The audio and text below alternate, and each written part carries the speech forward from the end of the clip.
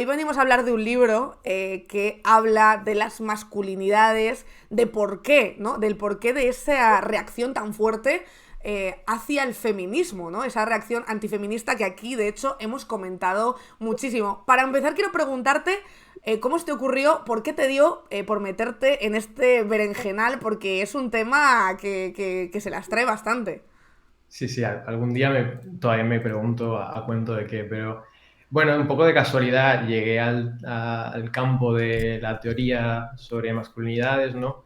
Y cuando fui a buscar textos, pues todos eran muy, digamos, elevados o en un tono muy académico o estaban escritos a lo mejor por mujeres, ¿no? No había tanto escritura a textos desde dentro. Entonces, bueno, me metí ahí a escribir algo que fuera más llano, que fuera más desde una experiencia personal. Al final yo no escribo desde ser un experto, sino desde una escritura más literaria, más narrativa. Y bueno, partiendo de esa base, el libro a grandes rasgos tiene dos ideas principales, por sentar un poco las bases de Mm. esto.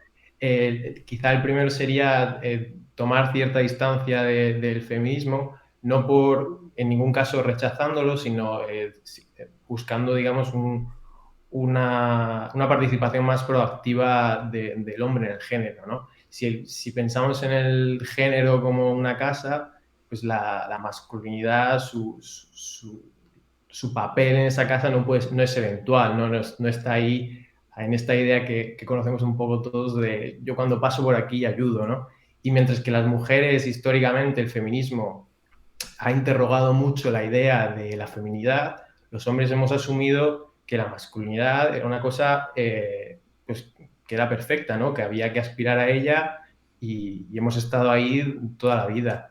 Y realmente la masculinidad es algo que nos trasciende mucho, sobre lo que no tenemos control, que va más allá del género, que la atraviesan cosas como el poder o la cultura, es decir, el deporte, el trabajo, ahora la guerra y el militarismo, incluso cosas como la industria del entretenimiento, ¿no?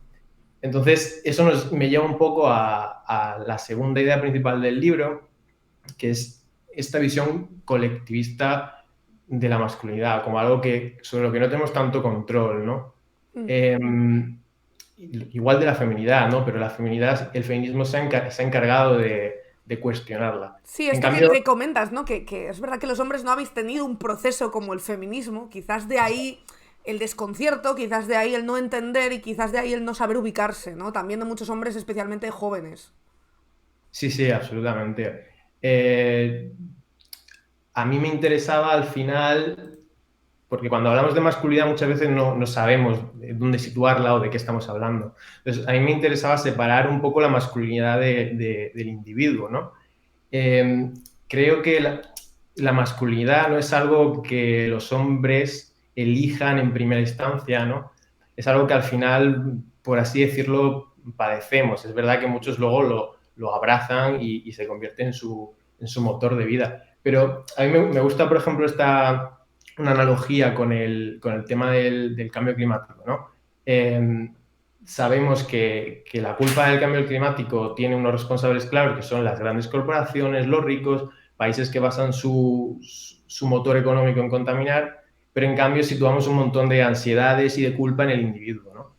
¿Significa esto que el individuo, que nosotros como hombres no podamos hacer nada o digamos simplemente pasar por la vida como si nada? Pues no, tenemos un campo de acción y ahí es donde entra un poco el macho, que es esta idea un poco primitiva, Mm. ridícula, pero que a mí me sirve para hablar de las cosas que sí podemos cambiar, ¿no?